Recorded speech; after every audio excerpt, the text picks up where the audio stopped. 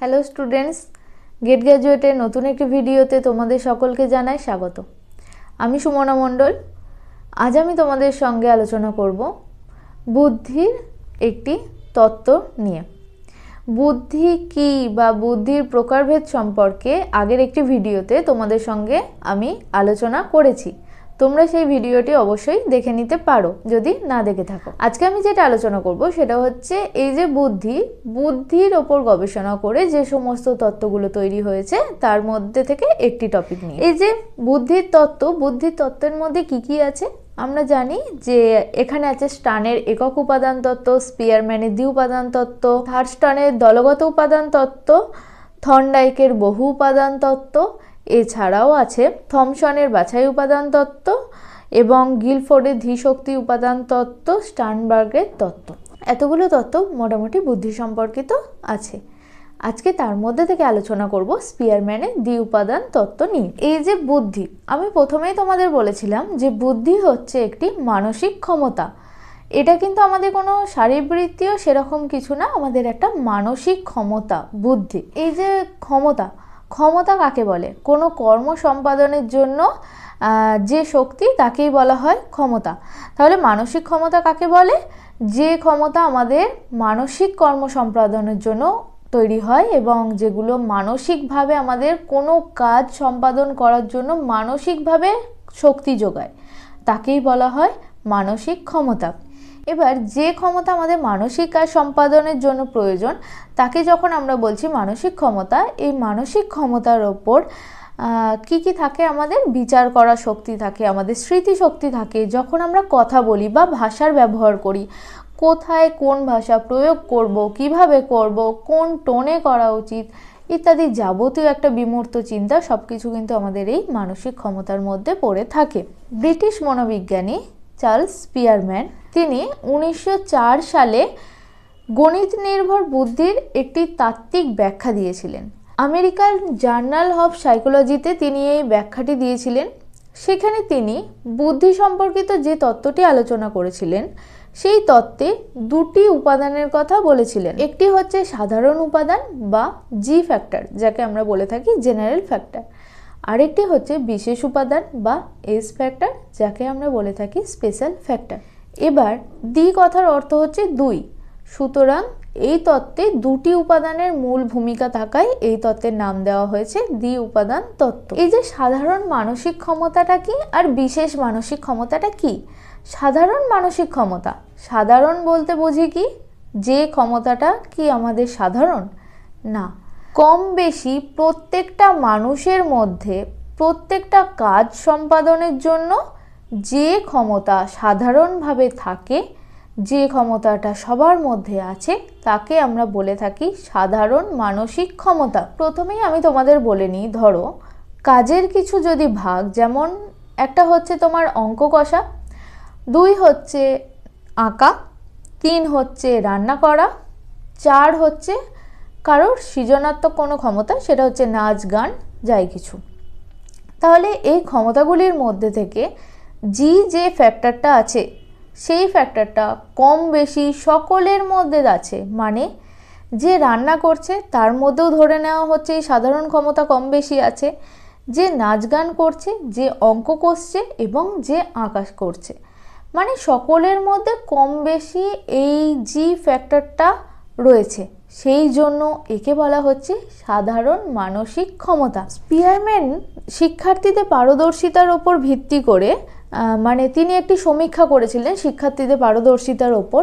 সেই পারদর্শিতার ওপর ভিত্তি করে যে সমীক্ষা থেকে তিনি যে ফল পেয়েছিলেন সেখানের মধ্যেই তিনি এই জি ফ্যাক্টরটার উন্মোচন করেন এবং এই মানসিক ক্ষমতাকে তিনি জি হিসাবে ব্যাখ্যা করে থাকেন।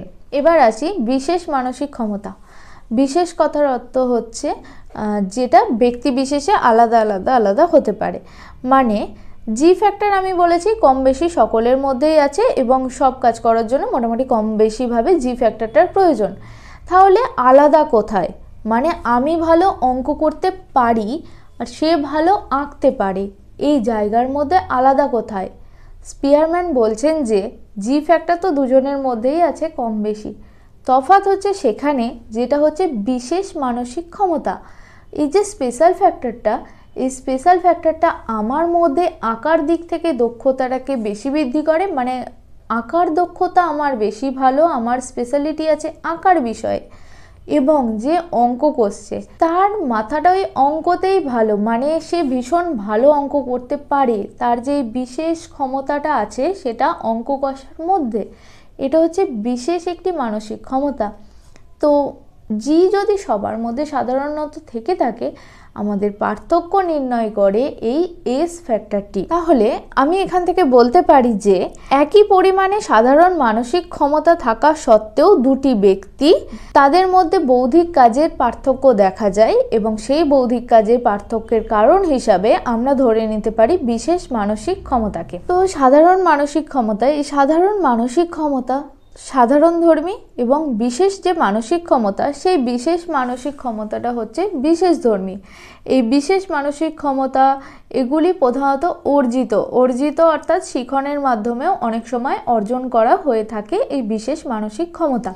নেক্সট, জি বা সাধারণ উপাদান, এটি হচ্ছে ব্যক্তির সমস্ত কার্যাবলীর মধ্যেই থেকে থাকে, কম বেশি বা সমপরিমাণ থেকে থাকে, কিন্তু ব্যক্তির যে কার্যাবলী সেই কার্যাবলীর মধ্যে পৃথক পৃথকভাবে থাকে এস বা বিশেষ মানসিক ক্ষমতা। জি বা জেনারেল ফ্যাক্টর, সেটা হচ্ছে ব্যক্তি বিশেষে আলাদা আলাদা হয়ে থাকে, মানে আলাদা আলাদা হয়ে থাকে না, সেটা হচ্ছে পরিমাণটা আলাদা আলাদা হয়ে থাকে। এবং এস উপাদান, এটি এক ব্যক্তি থেকে অন্য ব্যক্তিতে এর পরিমাণ এবং এর ভিন্নতা দেখা যায়। একটি ব্যক্তির মধ্যে যে কোনো প্রকারের কাজের জন্যই জি উপাদানের প্রয়োজন হয়ে থাকে, কিন্তু একটি ব্যক্তির মধ্যে বিভিন্ন কাজের জন্য এস এর বিভিন্ন ধরন দেখা গিয়ে থাকে, মানে একাধিক বিশেষ শক্তি থাকতে পারে। জি যেমন একটি শক্তি, সেক্ষেত্রে এস এর উপাদান কিন্তু একাধিক হতে পারে, বা এই যে বিশেষ ক্ষমতার যে উপাদান সেটা কিন্তু একাধিক হতে পারে। ব্যক্তির মধ্যে যত বেশি জি উপাদান থাকে সে সাফল্যের দিকে এক ধাপ এগিয়ে থাকে, এবং কোনো বিদ্যালয়ের সহপাঠক্রমিক কার্যাবলী ছাড়াও একটি ব্যক্তির মধ্যে বিভিন্ন যে গুণ, মানে কোনো একটি ব্যক্তির মধ্যে সব ধরনের গুণ আছে, মানে কি তার মধ্যে একাধিক এস উপাদান আছে এবং সেটা যথেষ্ট ভালো পরিমাণে আছে। এই জি উপাদান আমাদের বৌদ্ধিক কাজের জন্য প্রেরণা সৃষ্টি করে বা বৌদ্ধিক কাজে প্রেরণা জুগিয়ে থাকে। এস উপাদান বা বিশেষ মানসিক ক্ষমতা আমাদের অভিজ্ঞতা সঞ্চালনে সেরকমভাবে কিন্তু কোনো সাহায্য করে থাকে না, যেখানে কিন্তু সাধারণ মানসিক ক্ষমতা আমাদের একাধিক অভিজ্ঞতা সঞ্চালনে সাহায্য করে থাকে। সাধারণ মানসিক ক্ষমতা কোনো অনুশীলন সাপেক্ষ নয়, মানে এটা তুমি অনুশীলনের করে নিয়ে আসবে বা তৈরি করবে সেরকম ভাবে না, এটা সাধারণভাবেই এসে থাকে। কিন্তু বিশেষ মানসিক ক্ষমতা অনেক সময়, আমি প্রথমেই বলেছি যে এটা হচ্ছে অনুশীলন সাপেক্ষ হতে পারে, মানে শিখনের মাধ্যমে সাধারণ বৌদ্ধিক ক্ষমতা বা সাধারণ এস ফ্যাক্টর মানে বিশেষ মানসিক ক্ষমতাটা আমাদের মধ্যে অনুশীলন সাপেক্ষ হয়। তো আজকে আমি তোমাদের এটাই আলোচনা করলাম। আজকে আমি তোমাদের এই ক্লাসে আলোচনা করলাম সিবিআরম্যানের দ্বি উপাদান তত্ত্ব। দ্বি উপাদান তত্ত্বে আমাদের দুটি উপাদানের কথা বলা হয়, যেটা হচ্ছে জি ফ্যাক্টর এবং একটা হচ্ছে এস ফ্যাক্টর। এটি তোমাদের থার্ড সেমিস্টারের টপিকে আছে। সাধারণত তোমরা দেখে থাকবে ইন্টেলিজেন্সের যে চ্যাপ্টার ইউনিটটা আছে সেই ইউনিটের মধ্যে এই টপিকটা তোমরা পেয়ে যাবে। এবং যদি ভিডিওটি ভালো লেগে থাকে তাহলে তোমরা ভিডিওটিতে লাইক করে দিও, চ্যানেলটি বন্ধুদের সঙ্গে শেয়ার করে দিও এবং সাবস্ক্রাইব করে রেখো। দেখা হচ্ছে খুব তাড়াতাড়ি নতুন একটি ভিডিওতে। Thank you.